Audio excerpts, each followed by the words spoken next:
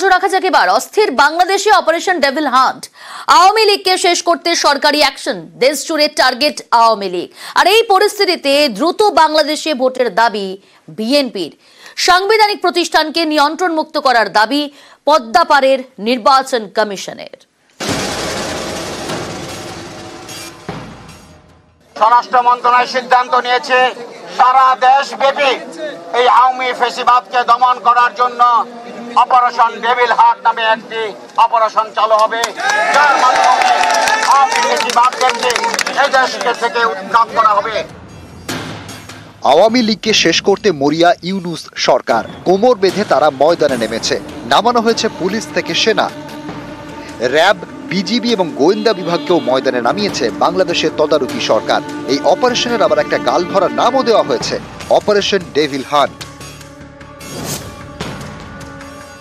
যারা দেশকে অস্থিতিশীল করার চেষ্টা করে, যারা আইন অমান্য করে, দুষ্কৃতিকারী এবং সন্ত্রাসী, অনেকে আইনের আওতায় নিয়ে আসা হয়েছে এবং যাদের আইনের আওতায় আনা হয় নাই তাদেরও খুব তাড়াতাড়ি আইনের আওতায় নিয়ে আসা হবে এবং তাদের যেন সর্বোচ্চ শাস্তি হয় এই ব্যবস্থা করা। ডেভিল যতদিন পর্যন্ত শেষ না হবে ততদিন পর্যন্ত অপারেশন চলবে। স্বরাষ্ট্র মন্ত্রণালয় সিদ্ধান্ত নিয়েছে সারা দেশব্যাপী এই আওয়ামী ফ্যাসিবাদকে দমন করার জন্য অপারেশন ডেভিল হান্ট নামে একটি অপারেশন চালু হবে, যার মাধ্যমে আওয়ামী ফ্যাসিবাদকে এই দেশকে থেকে উৎখাত করা হবে। আওয়ামী লীগের নেতার বাড়িতে হামলা, তারপর পাল্টা জবাব, এরপর অপারেশন ডেভিল হান্টের নামে আওয়ামী লীগের নেতাদের টার্গেট, সেটা আবার সরকারিভাবে। এই পরিস্থিতিতে খোলা জলে মাছ ধরতে নেমেছে বিএনপি। বাংলাদেশে দ্রুত নির্বাচনের দাবিতে তারা সরব।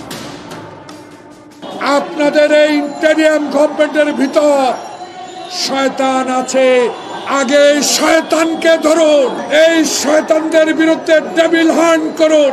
শেখ হাসিনা ষড়যন্ত্র করার জন্যই ভারতে গিয়েছে।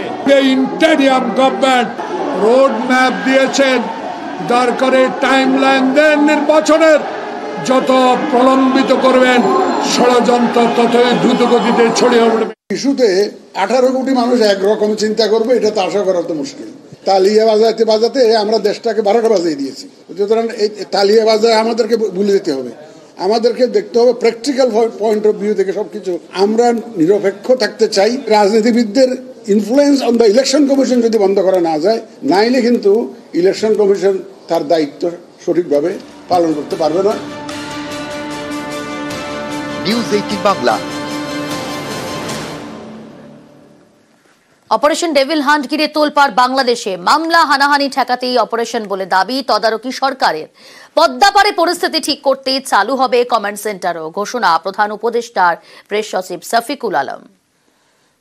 প্রফেসর ইউনূস জানিয়েছিলেন ওনার ডিসিশন ছিল যে একটা কমান্ড সেন্টার এস্টাবলিশ করা, একটা সেন্ট্রাল, যার ফলে প্রত্যেকটা ল এনফোর্সিং এজেন্সি কে কি কাজ করছে সেটা যাতে খুব ভালো কোঅর্ডিনেট করা যায়। রেগুলার যেগুলো আইন শৃঙ্খলা বাহিনী যেগুলো আছে, যেগুলো হোম মিনিস্ট্রির সাথে যুক্ত, পুলিশ আছে, বিজিবি আছে, তারপরে কোস্টগার্ড আছে, র্যাব আছে, এদের বাইরে আর্ম ফোর্সেসেরও এখানে প্রতিনিধি থাকবে। তো আমরা আশা করছি যে এর ফলে বাংলাদেশে আইন শৃঙ্খলা পরিস্থিতি আরও উন্নত হবে।